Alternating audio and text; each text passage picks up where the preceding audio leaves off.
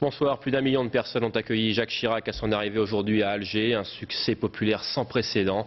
Cette visite d'État, la première d'un président français depuis l'indépendance, doit sceller la réconciliation entre la France et l'Algérie. Sur place, Joël Hazard.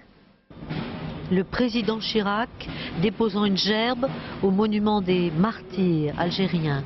Le geste fort et symbolique de la France à la mémoire des centaines de milliers de morts algériens de la guerre d'indépendance. Tourner la page du passé sans oublier l'histoire.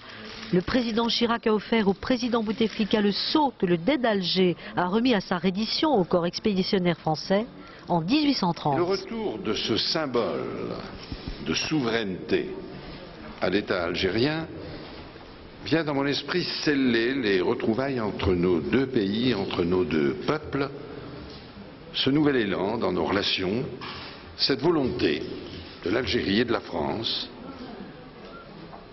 d'être solidaires, de se rejoindre pour avancer sur les chemins de l'avenir. L'avenir passe par la déclaration d'amitié signée par les deux pays et qui scelle le renouveau entre Paris et Alger. Le dialogue politique sera renforcé, les investissements français en Algérie encouragés. Paris et Alger s'engagent à faciliter la circulation des ressortissants du pays ami sur leur propre territoire. Espoir pour les harkis français de revoir la terre de leurs ancêtres, espoir pour les Algériens d'obtenir davantage de visas.